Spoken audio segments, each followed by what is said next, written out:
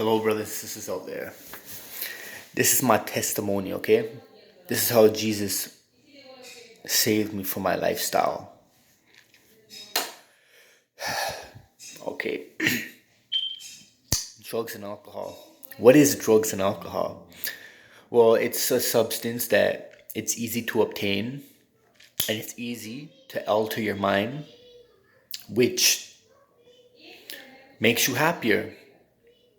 You see, dopamine is a chemical in your brain that releases. It naturally makes you feel good. You hear a song that you haven't heard in a long time. You smell a certain scent. Somebody that you've seen, somebody that you're attracted to. These things is what makes you feel good and it releases that chemical.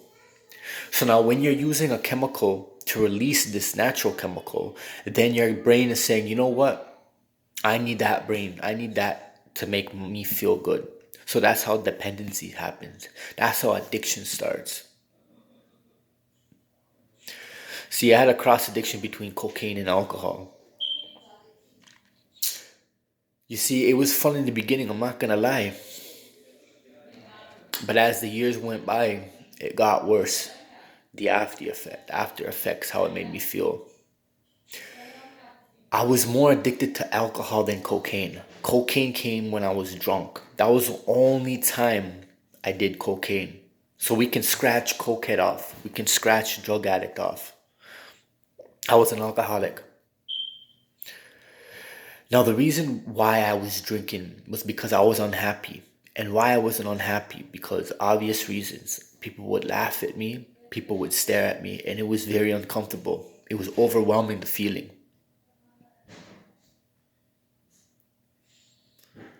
So when I drank, I realized I booked that, you know what? This makes me feel good. I can be in front of 25 people. I can be in front of 10 people laughing at me, staring at me. And that didn't bother me. Liquid courage, they call it.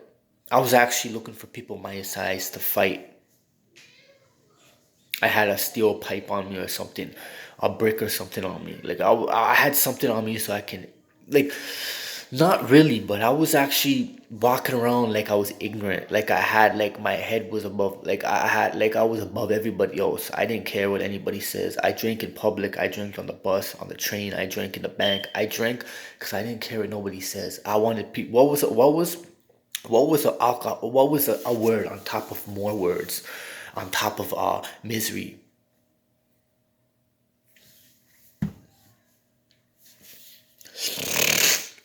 Every sip comforted me. When I started hanging out with these other people, they were good guys. This guy had my back no matter where. So we started doing drugs together when we was drunk. So that's how the cross addiction happened because I always did cocaine when I was drinking with these guys and we had a ball. You know what I'm saying? See, when I first converted from Islam to Christianity, see, it was good in the beginning. I dozed off the faith. And in that early 20s, that time frame until I was 27, that's when I was just self-destructing. It was drugs after drugs. If there was no cocaine around and there was other drugs, I would do those drugs. But cocaine was a drug I always came to. But alcohol was the always thing that overcame it. I always drank. I loved beer, liquor, malt liquor. I loved it. I ruined my image. I was that guy who was always drunk. I was that guy who was always drinking. I didn't care what anybody says. You guys have to go to a home where you was happy. I gotta go to a home where I was depressed. I was down and out because I had family problems back then. That's why I drank. Me getting laughed at, that's why I drank. I didn't care what anybody says. The recreational center, Terry Miller, over by Williams and North Park, McKay or whatever you call that. I always drank on the second level there, where people would go upstairs to go to the hockey ring. I was always drinking there. I was always in the stairwells in the projects. Either it was wherever it was, I was always in the projects. I was always in the staircase drinking. But Yeah, so like let's say I was drunk. I'd always swear to myself, okay, I'm not gonna buy cocaine. I'm not gonna buy cocaine.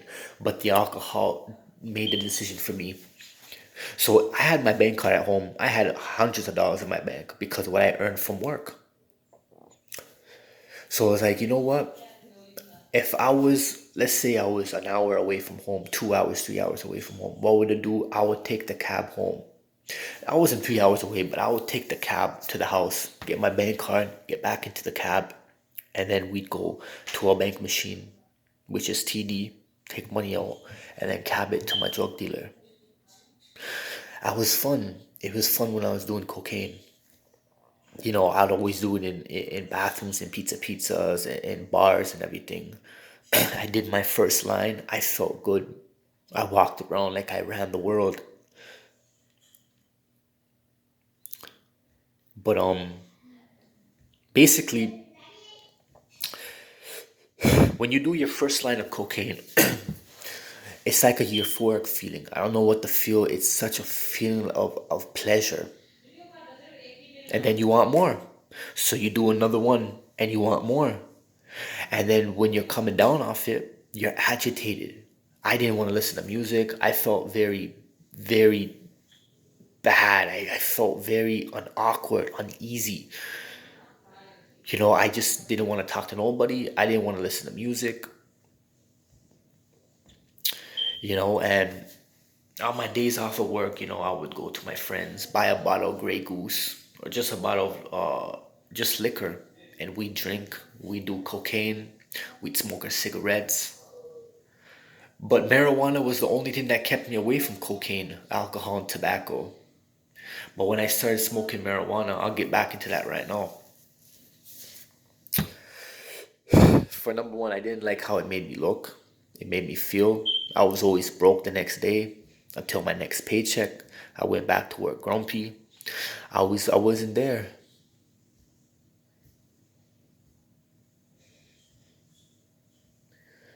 You know, yeah, it was just when the first time I did tried cocaine, was the first time I tried cocaine. I tried marijuana. I was smoking marijuana as a young kid. Who hasn't? When I tried marijuana, it was my early 20s. And then from the next day I didn't remember how it made me feel. All I know was I wanted more. And the next day I didn't know what it made me feel. So it was just cocaine from cocaine, and I experimented with Molly. I tried ketamine. I tried ecstasy. I tried crack rock. I tried meth. I tried shrooms. These are all drugs I've tried within that period of time. But I always came back to cocaine. Cocaine, I always came back to it. You see, cocaine is a drug that rich people do. Lawyers, judges, doctors, police officers, them. Cocaine is that feel good drug. So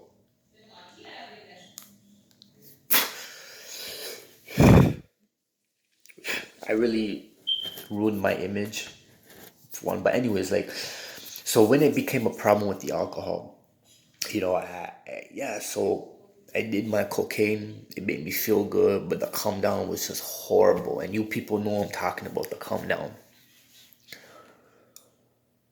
But alcohol, I loved it. I loved drinking. I loved drinking in the public. I loved smoking. As long as I had music on my cell phone, I didn't care if I was in Scarborough. I don't care if I was in Rexdale, Malton, Mississauga. I didn't care if I was in the edge of the universe. I could be in outer space in a spaceship as long as I had music playing anywhere I was. Milwaukee, drink it. I just wanted to drink it.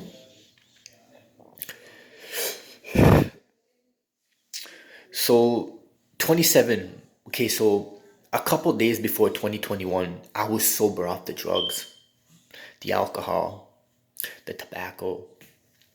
I used to watch pornography. I used to masturbate as well. Yeah, and before that, I got serious with the Lord one last time. I was still slipping, but my comebacks to it wasn't serious how it was.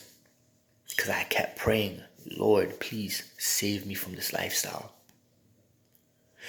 So, a couple of days before 2021, I was sober all the way up to 50 something days. I was smoking weed. The only thing I was smoking, that's it. And then I slipped up because I had to pay a friend money off. And then it was another cycle of headaches. But then all of a sudden, I don't want to smoke. I don't want to drink. I don't want to get high. I don't want to masturbate and watch pornography. I don't even want to listen to any music but jazz music because the Lord saved me from that lifestyle. The Lord got me closer with my dad, my uncles, aunts, and cousins. The Lord got me away from that old lifestyle of mine. He changed my heart and my mind. The Lord changed me, fam.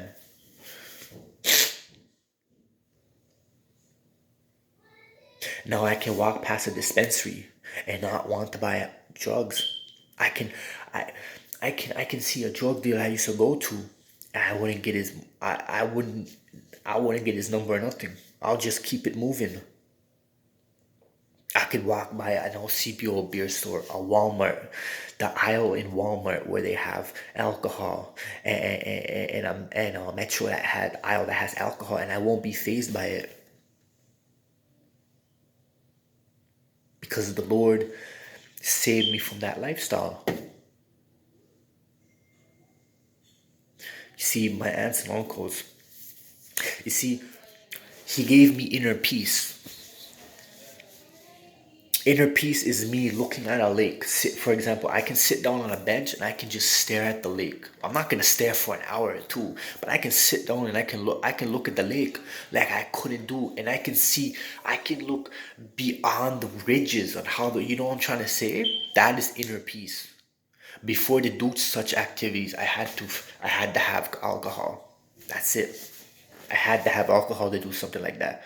If I had to go fishing, I never been fishing, but if I had to do stuff like that, I had to have alcohol.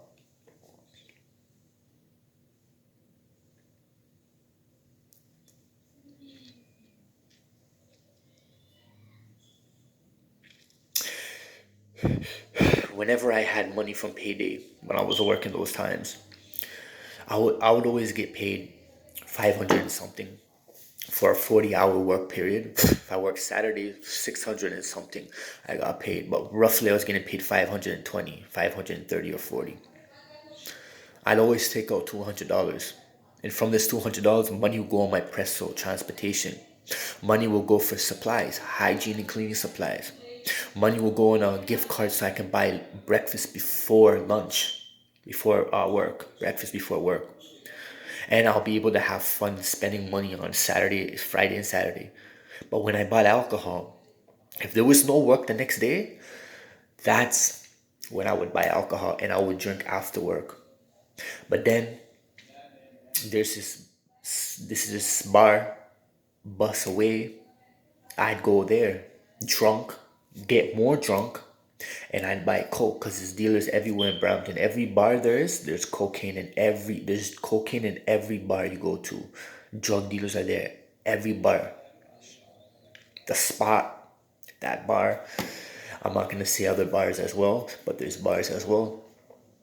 See, Brampton is the headquarters for drugs. The mandem from Malton, mandem from Rexdale, mandem from everywhere, they go to Brampton. They make their money in Brampton. That's where they go OT over time. They go back to where they live. So drugs was easy to get. I knew where to go. I knew who to call. I knew who to look for. But, but, and there's still things. I'm still acting weird. I cannot stop making those sniffing noises because the cocaine damaged my nose.